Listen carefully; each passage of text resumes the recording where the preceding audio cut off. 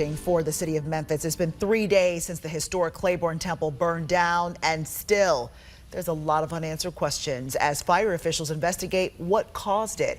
Action News 5's Sydney Gray talked to the woman who's been leading efforts to restore the church to its former glory. Sydney. Hey, good evening to you, Joy. Anasa Troutman says Clayborn Temple is a place she's thought of daily for the past 8 years, and much of that time spent raising money to rebuild and restore the historic site. Now, all of that coming to a halt as the fire department is still monitoring some hot spots. What I want to know is what happened, and there's a lot of speculation that is not really useful or healthy for me. So I trust the ATF, I trust our first responders. It could take months before fire investigators know what caused a fire at the historic Clayborn Temple. The sight of these flames shocking the community. Action News 5 wanted to learn more about the status of construction, so we went to the source. We had finished phase 2 and we're doing preparation for phase 3. So that's why the organ removal and all those things to prep the building for the interior work.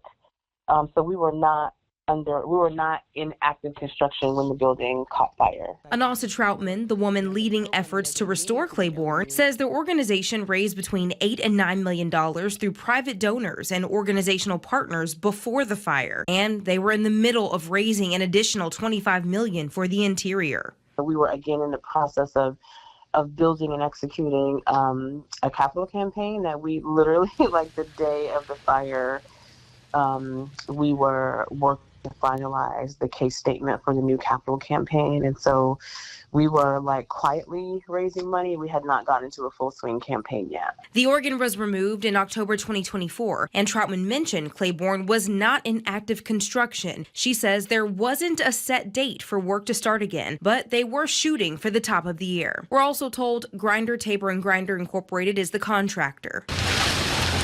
Today, the grief lingers as Troutman compares the loss of a place she calls more than a building to the loss of her father a few years ago. But she says she's reimagining its future. I know about the possibility that remains, and I know about the people who remain, and I know about the ideas that remain and the vision that remains. And so even though it is very painful, I also understand that there is a future here.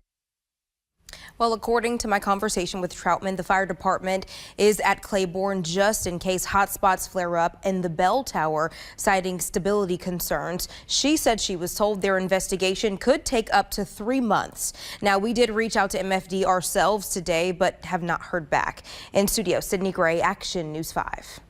All right, Sid, thanks. Well, make sure you go to actionnews5.com. That's where we have a dedicated page for our continuing coverage on the burning of Clayborn Temple. You can find stories about how local leaders are looking to the future, and you can look back at how the church was the center, the heartbeat of civil rights right here in Memphis. Actionnews5.com is where you can go.